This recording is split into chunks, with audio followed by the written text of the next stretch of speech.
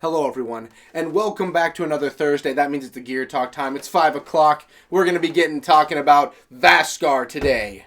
Alrighty, so all of you know, I got this Christmas ago. After this Christmas, the one before that. So I got this, and I realized I use it for a backdrop. I don't really use it as much as I should. So, maybe I'll start some videos with it from now on for Gear Talk. Just like,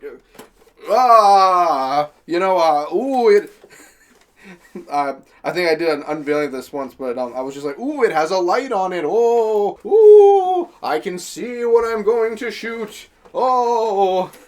But anyway, we're talking about Vasgar today. So, after we got the last poll we had, I figured it was time to talk about another part of Sera somewhere. And where other than where our story takes place, for the majority of it, Vasgar. So, for those unaware, there are other countries or territories even in the Cog. Not the Cog. Well, other territories most definitely. That's the South Islands. But there are other areas in the world. For instance, the UIR is obviously not a part of the Cog, and you would think, okay, for Vasgar, does it fall under COG or UIR control at the time? Well, it falls under none. It is a neutral country. It has its own government. It runs its own style. During the Pendulum Wars, it did not take either side, yet both sides decided to stick their necks into the neutral. Pretty much it's Switzerland. Switzerland's a neutral country, I believe. Imagine Switzerland, and everyone keeps on trying to go into Switzerland and do things, and half the time they do. So, let's talk about Vasgar and just go over pretty much like the country itself, some of the history, and some of the places we have in Vasgar that are notable for the story of Gears of War. Vasgar is pretty much a desert. The entire country, or at least the majority, is very desert terrain. This is the country we have where it's very covered in sand. Sandstorms are a very prevalent thing. As of the current Gears, with those sandstorms, we also have lightning that'll come down and just turn what it hits to glass. So you have these giant, I'd say 10 to 12 to 15 foot, sand turned to glass statues, you could pretty much call them, that are coming out of the ground because that's where the lightning hits. Lightning is extremely hot. It'll grab onto the sand and pretty much it just forms that because of the heat. It just creates glass. Now, it's very deadly to get hit by this. You will definitely die. Heads up for you if you're going to Vasgar. Now, former Vasgar was not like this. As far as we are aware, the lightning was not a thing. Again, wind flares weren't a thing originally either in the time before the locusts and everything. This weather phenomena is pretty much caused by, imagine it kind of like the planet is being mined of its resources. The planet is changing. Obviously, the locust didn't help. Adam's machine that went off obviously must have affected something. That's my theory. The world is changing. And this is one of those changes. The COG over with the Tyrian people, they have wind flares. The people over in Vasgar have sandstorms that shoot lightning. So that's what we have currently. But it wasn't always like that, like I said. Back in the day, even during the Pendulum Wars, this was actually a very thriving, very booming country. It was very well known for its technology, for instance. If you had to think of this a fantasy aspect, imagine you have the humans over here for the COG, the UIR, you could say, I don't know, orcs, you could say. And then we have Vasgar. Think of them like the dwarves, but or the gnomes, like World of Warcraft. Think of the gnomes, they're very technological. So we have them working on very heavy technology. They're crafting these devices and these creations. Again, this is not mythical, they're creating AT-AT walkers from Star Wars, but they're creating things like the microchip was created in their country. So technology-wise, they're very savvy. And this is something that both sides see and they think that's something we could use. So it is located pretty much in the center of the two conflicting sides. So to the, I believe it's to the north, so a little bit to the south, you have Kashkur, which Kashkur is where you have the COG. This is where Anvil Gate is located. They are allied. And then further up you have the UIR. The biggest fear that the COG had, and also Vasgar at the time, was that the UIR was going to try and enter into the country by force or by some political play to pretty much take over for the technology and the mining. Vasgar was not known for its emulsion that much. It did have some, but not a lot. We have other places like, for instance, Kashkur. Kashkur did have a bit of emulsion mining that went there. Vasgar did not. So the people in Vasgar did depend on emulsion because they couldn't get it. They were being imported from the COG, we learned. The COG is the one that are the importers for them. Again, they are neutral. This is just a business deal they are having, and both sides are under the understanding of that. Obviously, UIR is not happy because, the enemy is funding them, but they do understand this is still a neutral country. So, going to the Pendulum Wars, let's talk a little bit about everyone's favorite discussion series, political history. So I enjoy history, not politics. Put them together, it sounds like a complete mess. So back towards the, I'd say mid to later Pendulum Wars, you have the president of the country, which is President Ilium, I'm going to say his name is. During this time, this is kind of when things fall apart for Vasgar. Throughout the Pendulum Wars, things were pretty fine. They kept their neutrality. Everything was okay. They made both sides very aware that this is, like, our borders. We want nothing to do with this. Whoever wins, whatever. This is our country. At this point, they are paying emulsion taxes. They are trying to pay, and I believe actually they're getting from the UIR and the COG. Let me backtrack. UIR and COG, because they can't pay their taxes to the UIR, so they kind of have like a political, pretty much frenzy happen where the president decides to step down because there is a vote that's going to happen where he was going to get booted out anyway, so he just left before he got booted. Pretty much Richard Nixon. That's what we had. Just Richard Nixon was going in, running Vasgar. Isn't that great? Once that happens, and they can't pay, that's when the UIR start their quote-unquote political savvy move of getting into the country. Again, I'm very much just like giving the spark notes of what happened here because political intrigue, there's probably 50,000 different pieces that are at motion. But pretty much they see this as a situation of, well, we're going to enter into your country then, and we are actually going to have our own little, you could call it a peacekeeper stronghold, they call it, peacekeeping, but it really wasn't. So Southern Vasgar pretty much came under UIR control, but it was still under Vasgar because that was them saying, well, since you're not able to pay and everything, and it seems like there's some chaos, we're going to send our people in as some peacekeepers to keep things safe so that everything is still going fine for our benefits of what we're doing in our countries. Obviously, this was a ploy to get into their country, get their resources, get the emulsion that they did have somewhat of. This was their move. Now, not only were they doing that, but they also had a secondary motive to all this. So, the UIR were already on the cusp of creating the Hammer of Dawns. This was well before we had Operation Leveler. This was before we had anything else going on. This is before the COG got a hold of it and they got their scientists to work on it. Before all of that, we had a situation where the UIR was starting to tinker and make a design and an idea of what if we made satellites that shot lasers. That was their idea. And so when they were over in Vasgar, they decided, well, let's build up our own little area of operation. Let's build our own area. I kid you not, this was their plan. No BS for you. What if, get this, we took our base, our secret base, for sending not only rockets into space, but people to the moons, because they were planning that.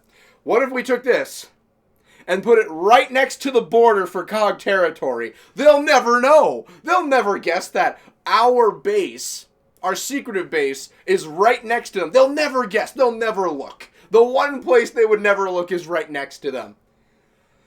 And surprisingly, it works. So they build it. And the COG never learn about it. Like, the COG, I believe, later on do learn about it. This is after they get a hold of the Hammer of Dawn. But at the time, the COG has no idea. So they build it.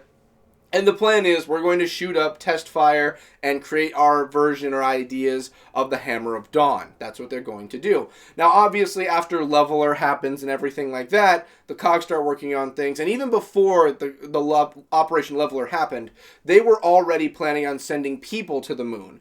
Their plan was, and this is really like JFK style back in the day, the Cold War, send a man to the moon. The plan was, we're going to get our people, our technology, again, they're pretty much using Vasgar technology and their technology fused together, because again, Vasgar is very superior with their technology. We're going to take our technology and we're going to fire it with cosmonauts, pretty much just astronauts, up onto Sera's moons so that we can claim a superior victory in spirit against our enemies and state, look what we're able to achieve and what we can do. What else do you think we can do? That's kind of what they were going for. That was, again, very Cold War-esque. But as you notice with, like, Tyrians, UIR, Grozny's, all of them, you notice that it has a lot of Cold War vibes to it. So this happens. They are unsuccessful in getting anyone to the moon because by the time that they're actually starting to tinker with that and send them out, the COG learn about the place. They're firing their hammers. A bunch of things happen. But essentially the COG has already won. They've already claimed we're the winners. And then everything is signed between the UIR and the COG, and Vasgar is pretty much left alone for like 6 weeks, because that's when we get into the Locust War. Now again, Vasgar has already now had some battles happen there. They've had some damage.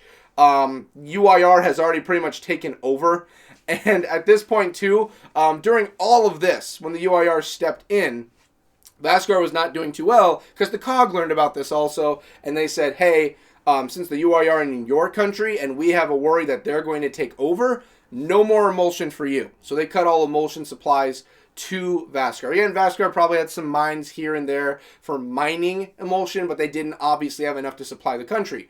So they were already in dire straits and they were kind of being bled dry. So again, this was a good reason for the war to end. You know, UIR was already stationed. They were right next to Kashkir. At any moment, they could have easily attacked. I believe it even states that Anvil Gate was a target for them from there. That was like a base of operations with southern Vasgar going into Kashkir. But anyway, everything ends. Everything's over now. We're all happy-go-lucky. Woo! And then we have the Locust, and things get bad because Ukon makes his way into the picture. Did I forget to mention this is the Gabe's Convoy discussion series? So, the reason I bring that up is because we have Ukon, and this is where Gabe and Reyna and Sid, Sid, I don't know why I was thinking Final Fantasy for a moment, I thought I got the name wrong, and Michaela, and Tyrone, and Marcella, and everyone else joins in. They all get here because they have to retreat originally because Ukon's causing a ruckus over on the COG side of things, so they retreat over into Vasgar just so they have some breathing room. But it just so happens Ukon is also causing a ruckus in Vasgar because you learn his base of operations is in Vasgar. So the events happen. I'm not really going to go over all of them because we're talking about the area itself, not the events and story of Gear's tactics. So what really happens is they retreat here. They learn that he's pretty much got a base of operations. They're trying to find him, build up their army. They do. They go and attack him. They fight. They win. That's pretty much the end of the story. From there on out, as far as we know, Gabe and them spend their time in Vasgar. They do sooner or later return over to COG territory. They cross the border back, but it takes some time for them. They still have to, clean up some things here and there, and then they can finally go back home. So that pretty much marks up what happened there. And then current history, as we know, well, Gears 5 happens, and that's when we first get to enter the country, at least release of game-wise, that's when we can first enter the country and see what it's like. We see current timeline, it is just desolate, it is sand everywhere, Nomads have taken over, basically Paduk's version of the Outsiders, and it is just hell in a handbasket. Even the Nomads find it dangerous to live here, but pretty much Paduk is kind of like, this is our nation now. I lost mine, the other one sucked, everything's over, I'm at least claiming this. And it is currently seen, at least for the country, it is seen as an affiliated territory is what they call it. Pretty much stating that, if things went real poo-poo bad, at least we could probably try and have a truce with them, and they could maybe help us out. The COG still have the biggest civilization on the planet, pretty much, aside from the Swarm rivaling them. But we do have over in Vasgar, we have Nomads. There are other countries out there that at least have some form of people living there. Right now, Vasgar does not have any form of politics or political parties or anything. It's pretty much just Nomads. There is no government at the moment except for the law of the jungle, pretty much. So, yeah, that's pretty much the history. We had pretty much Kate and her crew go over. They went back over into, I'm going to get the name right, OZP-11. That's where they were building up everything with the rockets. They go there, they fire off everything into space for the Hammer of Dawns, and that's pretty much what we do. Again, very simplified, but we're talking about the land of Vasgar, not really timeline stuff. Aside from, what we have Pendulum Wars, where we don't have anything to play or experience that. Alrighty, and to finish all of this off, let's talk about some areas we find in Vasgar. I actually have my notes here. I was an idiot, though, and I wrote some little minor notes in, I don't even know if you can see it, but yeah, in very light green pen. So I can't even see it from here, what I'm reading for the areas I wrote down. Because some of these are not really Russian names or anything like that, but you can definitely tell, it's, their names based on a different language. So I can't really just see another language's names and speak it. So, starting off, we just have some areas in the Vasgar region. We have some places that were just mentioned, and I can just list them off right now, really. Imtik, Winlock, and Zenik. These are just some towns that are mentioned or brought up, or some areas within Vasgar.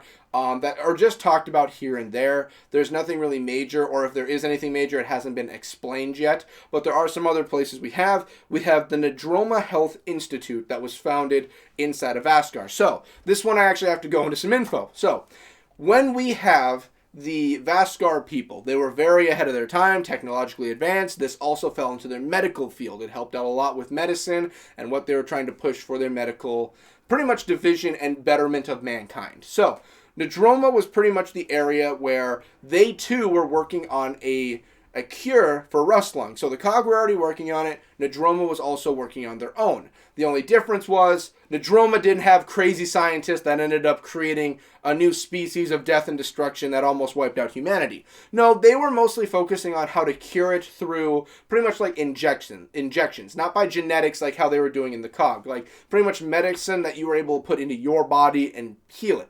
So for instance, like if you're sick or something, you can take antibiotics and that kind of helps out. While the Cog were working on, okay, what can we do that could kind of fix generations down the road from rust lung? That's kind of what they were focusing on. Again, if they found the cure, they could probably make it revert back and probably use it as a cure to like inject in. But as far as we know, they were working on genetics. We had them working on medicines. So what they came to the conclusion of is they were able to find somewhat of a prototype cure for rust lung. They were very close on the verge of doing it. Again, by this time, everything was closed down. War is happening. Locusts come up later. I have a feeling that even if they got close, they probably wouldn't have done it. But what they found for rust lung was they were able to find a medicine or an injection. They were able to give a booster that once you injected yourself with it, it was able to actually combat the rust lung in your body. The only issue we have here is that it was a very, very painful and dangerous injection that you would receive. And even if it did work for you, it wouldn't be permanent. You would still have to take the booster. You'd have to continue taking this medicine that was very painful and very dangerous to take. So the rust lung could be combated, but there was no guarantee that you would live from constantly taking it. That was the issue they came to. So there was somewhat of a cure, but it wasn't really a cure. It just kept you stable. Again, Ukon was able to keep himself stable because of his regeneration, because of what he was using, like when he was breathing in the gases and everything. But we also have humans where, they could keep you stable, but it was a very detriment to your health. So, continuing from there also, we have other areas like Pora. Pora was introduced, and this is where the UIR occupied, and where they were kind of like in the southern Kashgar region. Not Kashgar. I knew I was going to say it once, because I think of Anvil Gate every time. The southern Vasgar region, this is where they put up their occupation, and where they sent their peacekeepers, pretty much. And yeah, those are like the major places that we have. There is also a port city brought up, but that port city is pretty much where Paduk calls home, and before the war where they were kind of testing out and planning out for like things involving space. But yeah, that's Paduk's home, is that former port city we never get a name to. And yeah, finishing up, and I believe I did this with some of the other ones way back in the day. Some people we have that are very well-known Vasgarians, I believe they would be called. We only get, aside from like the president we get named, but we don't have much on him. The only other person we have is actually Faz. We do get information on Faz. He is actually of Vasgar descent. Now, if I remember correctly, his parents were born and raised, I believe, in Vasgar, but they migrated and ended up living in Cog territory, and they lived there and gave birth to Faz. And Faz, even though he is 100% Vasgar, he has no knowledge of the culture. He doesn't know anything about the people there. He doesn't know anything. So he brings up when they're in Vasgar, like, yes, my heritage and like when I'm born, my lineage is Vasgarian, but I am like in no way culturally like anything involving Vasgar. I am a Cog soldier through and through. I am over here on Ephira, Tyria, Tyrus, or whatever you want to call it for people who speak any language or pronunciation. I'm over here. I am with this country. I belong here. Yes, my heritage is 100% here. I am here. That's how it goes for Faz. He openly states, I know nothing of the people. That's about it. So that really is going to do it. I don't think I'm really missing anything on here. Malshinbill, moons. That's more of planet Sera. Yeah, there's multiple moons. I've brought that up before. The Nomads, Paduk, indigenous tech. They're smart. That's about it. Yeah, so that's going to do it for Vasgar. I thought it was going to be a lot bigger. I thought, but not a lot we have about it. Like, we go there for a mission. A portion of it takes place in tactics, but we don't really get a large layout of the country. Now, again, like, when it comes to, like, Kashkur, we get a lot more in the books. We have Anvil Gate. We have stuff like that. When we have the, like, what are some other ones I've mentioned? The Southern Islands. We get a lot for the Southern Islands. But, yeah, not a lot for Vasgar. That was very, very interesting, I thought. So, that's going to do it. I want to thank everyone for watching. I want to thank everyone for making this possible. And thank the patrons for making this possible. I'll see you guys in the next one. We're going to have another poll-up, see who wins. Yeah, we'll just continue onward from here and continue the Gabe's Convoy discussion series. Yeah, if you guys want to drop a subscription, always greatly helps. I love it to death if you do. If not, I'm just happy you enjoy the content. Love you all to death. Later.